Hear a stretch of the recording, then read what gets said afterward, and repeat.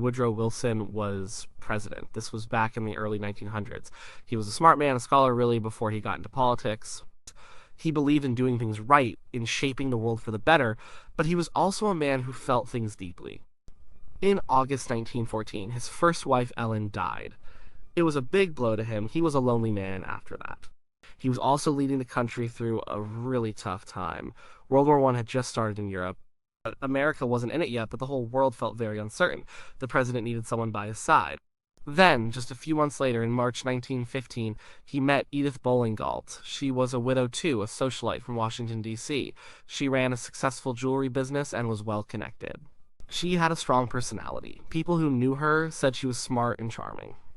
She also had a practical side. She knew how to manage things. She was not like other women of her time in some ways.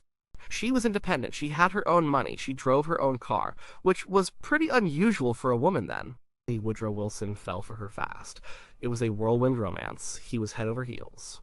People talked about it. Some said it was too soon after his first wife died. Others thought it was unseemly for a president to be so open about his affections. But he didn't care much about what people thought when it came to love. He found comfort in her. He found a companion. They got married in December 1915. It was a quieter affair than you might expect for a president. He didn't want a big fuss. Edith Wilson became the First Lady. She was different from Ellen, his first wife. Ellen was more traditional, more focused on domestic life and quiet charity work. Edith was more engaged. She was interested in politics. She paid attention to what Woodrow was doing.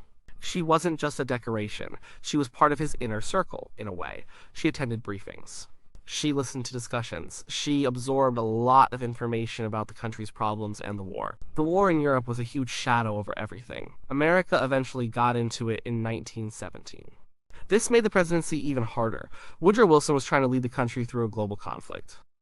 He was thinking about peace. He had big ideas for how the world should work after the war. His 14-point speech was famous. It laid out his vision for a League of Nations, a group where countries could talk things out instead of fighting. After the war ended in 1918, Wilson went to Paris for the peace talks. It was a huge deal. No American president had ever traveled to Europe for such a long time while in office. Edith went with him. She was there for all of it. She saw firsthand the stress and the pressure he was under. She saw him negotiate with leaders like Georges Clemenceau of France and David Lloyd George of Britain. She watched him fight for his ideas. The negotiations were tough. Wilson didn't get everything he wanted.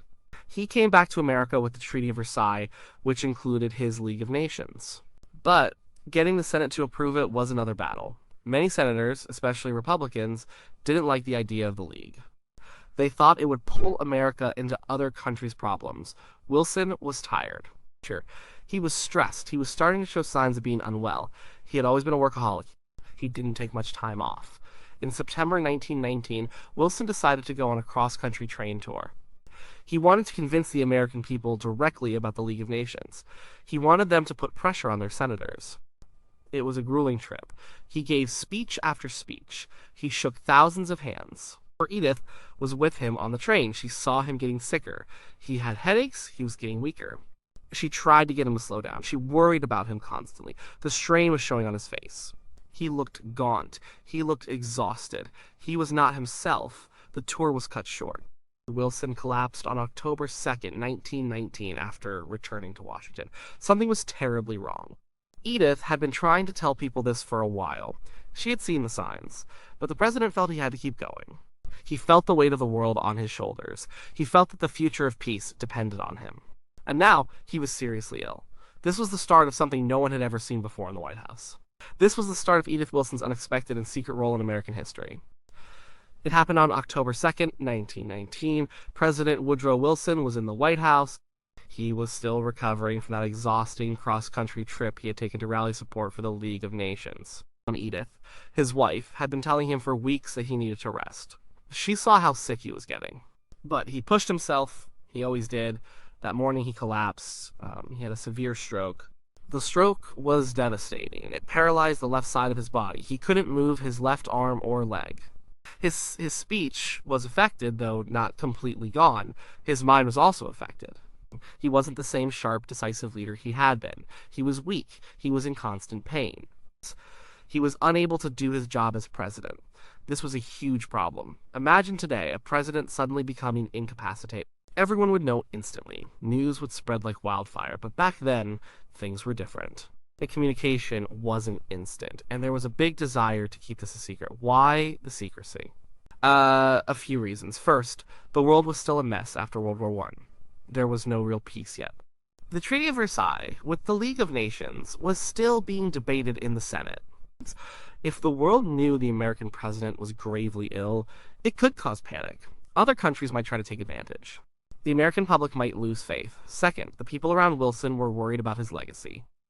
They didn't want him to look weak. They didn't want his enemies to use his illness against him, or the League of Nations. Vice President Thomas Marshall was not well liked by Wilson's inner circle. They thought he was not capable of leading the country. They feared he would undo Wilson's work, and so a decision was made. President Wilson's illness would be kept quiet. The full extent of his stroke would be hidden from the public, from Congress, and even from most of his own cabinet. This was a massive undertaking. It required the cooperation of a few key people. The main people involved in this cover-up were Edith Wilson, the First Lady Dr. Cary Grayson, the president's personal physician, and Joseph Tumulty, Wilson's private secretary. These three formed a small, tight circle around the sick president. They controlled who saw him. They controlled what information got to him, and they controlled what information left the White House. Dr. Grayson was key. He was a medical expert. He could give vague updates to the press. He could say the president was suffering from nerve exhaustion or a severe attack of indigestion. He used medical jargon to make it sound serious but not fatal. He downplayed the stroke. He made it seem like Wilson would recover fully soon. He issued optimistic statements that were not entirely true. He lied, essentially, to protect the president and the office. Joseph Tumulty was the political operator. He knew how to handle the press. He knew how to manage the cabinet. He could keep people at bay. He would say the president was resting or making steady progress. He would filter requests for meetings. He would try to keep the government running on a day-to-day basis without admitting the president was gone. But Edith Wilson was the most important person in this wall of silence. She was there with him every moment. She was the one who saw him, heard him, understood him. She was the gatekeeper. No one got to the president without her permission. And if they did, it was usually a very brief, controlled visit. They would see him propped up in bed, looking weak but supposedly improving. They wouldn't see the full reality of his condition. She basically created a barrier around the president. She filtered all information. Papers came to her. She would read them. She would decide what was important enough to show the president. She would often summarize things for him. She would take his brief, sometimes slurred, replies and turn them into directives. She was managing the flow of power. The cabinet members were confused. They knew something was wrong. They couldn't get a clear answer about the president's health. They couldn't get to him to discuss important matters. Secretary of State Robert Lansing even called a few informal cabinet meetings. He wanted to figure out what was going on. He thought maybe the vice president should take over, but Edith and Dr. Grayson quickly shut down any talk of invoking the 25th Amendment, which didn't exist then, but the idea of succession was there. They said the president was getting better. They said he was still in charge. The public got little pieces of information. They read optimistic reports in the newspapers. They heard rumors. But they didn't know the truth. They didn't know their president was largely incapacitated. They didn't know that for months, almost a year and a half, the country was being run by a very small group of people with Edith Wilson at the center of it all. This was a dangerous precedent. It showed how easily a president's illness could be hidden. It showed how much power could fall into the hands of unelected people during a crisis. The wall of silence was effective. It kept the truth hidden for a long time, but it also raised big questions. Who was really making the decisions, who was really running the country? The answer many believed was Edith Wilson. And that's where the real debate about her role began. After President Wilson's stroke, a real power vacuum opened up. He was too sick to do his job, but he was still the president. There was no clear way to remove him from office or transfer power quickly. The 25th Amendment, which deals with presidential disability, wouldn't be around for decades. So the people around him had to figure something out, and the person who stepped up by necessity and by her own will was Edith Wilson. She didn't ask for the job, she didn't seek power, but she found herself in a position where she had to act. Her husband, the President of the United States, was gravely ill. He was paralyzed on one side. He couldn't speak clearly sometimes, he was emotionally fragile, he was not able to read documents or make complex decisions like before. He was in a bad way. Edith saw her role as a steward. That's the word she used. She said she was just looking after things for her husband. She was making sure his wishes were carried out. But what exactly did that mean in practice? It meant she became the gatekeeper. She controlled everything that went in and out of the president's sick room. Every single government document, every letter, every telegram, every request for a meeting, it all came to Edith first. She would read it. She would decide if it was important enough to show the president. Most things she decided were not. She wanted to protect him from stress. She wanted him to rest and recover. So she sorted through stacks of papers. She decided what she thought he needed to know. She often summarized complex issues for him in a few sentences. If she showed him something, he would often give a brief nod or a few slurred words. Sometimes he would sign something, but it's hard to know how much he truly understood or how much he was just going along with what she presented. She would then take his decisions, which were often her interpretations of his vague responses, and pass them on to Joseph Tumulty, his secretary, or other cabinet members. This system meant that Edith Wilson effectively became the chief executive, at least for a while. She was making decisions about policy, about appointments, about national security, without ever being elected to do so. She wasn't just filtering information, she was shaping the flow of power. She was determining what the president saw and therefore what he could decide on. And if he couldn't decide, or if his decision was unclear, she would fill in the blanks. Think about what this meant for the country. For 17 months, from October 1919 until Wilson left office in March 1921, the United States had a president who was largely absent. And his wife was acting on his behalf in a way no First Lady ever had, or has since. There are many examples of her involvement. She decided who could visit. She blocked people like Secretary of State Robert Lansing from seeing the president for long periods. Lansing, who was supposed to be in charge of foreign policy, was left in the dark. She even influenced the firing of Lansing. Wilson was upset Lansing had held cabinet meetings without him. Edith likely amplified this anger and helped push Lansing out. She managed the communication with Congress. When senators wanted to discuss the Treaty of Versailles or other important legislation, they had to go through her. She would relay their messages to a sick man and then relay his responses back. This meant that the legislative process was severely hampered. Important bills piled up. The country was in a kind of limbo. She made decisions about patronage, too. People wanted government jobs. She would decide which names to put before the president. She would decide which requests were urgent. She was basically running a shadow government from the White House residence. Her defenders said she was being loyal. They said she was protecting her husband and thus protecting the office of the presidency during a vulnerable time. They said she was doing what any loving wife would do. And maybe she was. She genuinely loved him. She didn't want him to suffer. She didn't want his legacy ruined. But critics, then and now, argue that she overstepped. They say she took on powers she had no right to. They say she made decisions that should have been made by elected officials. They questioned her judgment. They questioned her qualifications. After all, she was not trained in politics or statecraft. She was just the president's wife. The situation was complex. There was no playbook for what happened. There was no constitutional guidance for a president who was physically present but mentally and physically incapacitated. So Edith Wilson stepped into that void. She became the de facto chief of staff, the chief policy advisor, and to many, the acting president. The White House was a fortress of secrets. The public didn't know the truth. The press speculated. But the true extent of the president's illness and Edith's power was only fully understood much later. This period highlights a very unique moment in American history. It shows what can happen when the lines of power become blurred. It shows the incredible influence a first lady can wield, especially when her husband, the president, is unable to lead. Edith Wilson wasn't elected, she wasn't appointed, but for a time she was certainly steering the ship of state. The story of Edith Wilson's time in the White House after her husband's stroke sparks a huge debate. Was she secretly running the country, or was she just a loyal wife doing her best in an impossible situation? It's not a simple answer. People have argued about it ever since. Let's look at the arguments for her being a secret president. The main one is clear. She controlled access to the president. She filtered all information. She summarized documents. She decided what Woodrow Wilson saw and what he didn't. She took his often vague or slurred comments and translated them into official directives.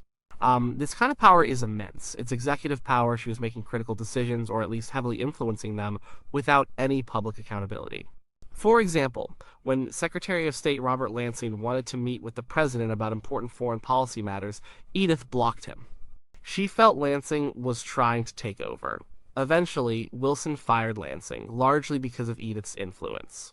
This was a major decision, removing the country's top diplomat. If Edith wasn't acting as president, she was certainly making presidential-level decisions. She oversaw the legislative agenda. Important bills were stuck because Congress couldn't get clear directions from the White House. The government was almost at a standstill. When things did move, it was often because Edith had put something in front of her husband and then communicated his decision. This included signing laws, making appointments, and handling international relations. It was not just managing a household, it was managing a country. Many people at the time suspected this. They called her the regent, like a monarch who rules for a child or an incapacitated adult. Some historians later called her America's first female president. They argued that she was exercising the powers of the office even if she didn't have the title. She was, in effect, performing the duties of the president. But there are also strong arguments against this idea. Edith Wilson herself always denied she was running the country. She wrote in her memoir that she was merely a steward of the presidency. She said she was only doing what her husband told her to do. She said she was protecting him from the immense stress of the job so he could recover. She was simply the buffer between him and the world. Her supporters argue that she never initiated policy. She never came up with new ideas for laws or foreign agreements. She only processed what was already on the table. She was a conduit, not the source of power. They say she was trying to keep the government stable during a very unstable time. If she hadn't stepped in, who knows what chaos might have followed. The alternative, removing Wilson, was a complicated process with no clear path. It could have caused a constitutional crisis. Also, it's important to remember her perspective. She loved her husband. She saw him suffering. Her priority was his well-being. She believed that he and only he should be president. She saw herself as guarding his role, not taking it over. She felt a profound sense of duty to him, and, by extension, to the country. Historians still debate this. Some say she was definitely acting as president, even if she didn't want the title. They point to the sheer volume of decisions she influenced. They point to the fact that her word was effectively the president's word for many months. They argue that her influence was undeniable and went far beyond a typical First Lady's role. Others say that while her influence was huge, it wasn't the same as being president. They emphasize that Wilson was still technically in office. He still signed documents, however shakily. He still gave brief instructions. They argue that Edith was acting as an incredibly powerful chief of staff, a crucial gatekeeper, but not the ultimate decision-maker in all cases. They point out that she often deferred to Tumulty or other trusted advisors on certain issues. The reality probably lies somewhere in the middle. She wasn't holding cabinet meetings or giving speeches to Congress. She wasn't campaigning, but she was certainly wielding executive power. She was shaping the highest decisions of the land. She was controlling the flow of information to the head of government. That's a huge amount of power for an unelected person to hold. The legacy of this period is clear. It highlighted a serious flaw in the American system of government. What happens when a president becomes incapacitated? There was no clear answer. This experience directly led to the eventual creation of the 25th Amendment passed in 1967. This amendment sets out rules for what happens if a president dies, resigns, or becomes unable to do their job. It allows for the vice president to take over temporarily or permanently. So while Edith Wilson may not have been president in title, her actions definitely forced the country to confront what it means when a president is too sick to lead. Her time in power, secret or not, left a lasting mark on how we think about presidential disability and succession. It remains one of the most unusual and debated periods in American presidential history. So, was Edith Wilson secretly America's first female president? It's a question that still fascinates people. And after looking at what happened, I think it's fair to say she wasn't president in the official sense, but she absolutely held the reins of power. She stepped into a void created by her husband's severe illness and the lack of any clear rules for what to do in such a crisis. For 17 months, Edith Wilson was the most powerful person in the White House who wasn't Woodrow Wilson himself. And since Woodrow Wilson was largely incapacitated, her power was immense. She filtered every piece of paper, every request, every bit of news. She decided what was important enough for her sick husband to see. She interpreted his often muddled responses and turned them into presidential directives. That's not just loyalty. That's a significant exercise of power. She made decisions that affected the country's government, its policies, and its relations with other nations. She essentially ran a shadow presidency, where the actual president was a figurehead for a long time. People around her, like Dr. Grayson and Joseph Tumulty, were also part of this, but Edith was at the center. She was the gatekeeper. She was the one who controlled access and information flow. This whole episode shows how fragile the office of the president can be when the person holding it becomes ill. It also shows the incredible influence a spouse can have, especially when there's a vacuum of power. Edith Wilson was acting out of love and a sense of duty, yes. She believed she was protecting her husband and his legacy. She believed she was doing what was best for the country by keeping stability during a very uncertain time, right after a world war. But her actions, however well-intentioned, raised serious questions about democracy and accountability. In a republic, leaders are elected. They are accountable to the people. Edith Wilson was not. She was not elected, she was not approved by Congress, yet for a significant period she was making decisions that were, by all accounts, presidential in nature. The situation was unique because there was no precedent. There was no plan. The idea of presidential disability hadn't really been thought through in the Constitution. The country was basically learning on the fly how to deal with an incapacitated president. And it led to this strange period where a First Lady became an unofficial, unacknowledged acting president. What does this tell us about power? It tells us that power can shift in unexpected ways, especially in a crisis. It tells us that sometimes circumstances can force individuals into roles they never sought, but then come to dominate. And Edith Wilson found herself in such a role. She took on a burden no First Lady before or since has had to carry.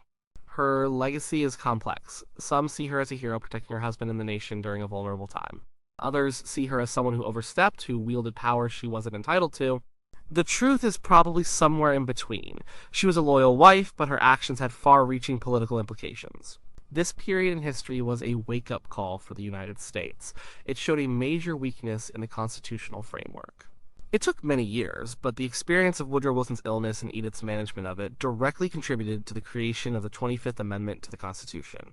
This amendment, ratified in 1967, finally provided clear rules for presidential disability and succession. It ensures that if a president becomes unable to do their job, there's a process for the vice president to take over, either temporarily or permanently. This way, the country isn't left in a state of uncertainty or forced to rely on the unofficial actions of unelected individuals. So, while Edith Wilson might not have had the title, she certainly showed what a First Lady could do when put in an extraordinary position. She may not be officially listed as a president, but her story is a powerful reminder of how history can be shaped by individuals in unexpected ways, and how the personal can become deeply, critically political. It's a fascinating and a little unsettling chapter in American history where the lines between love, duty, and power blurred completely.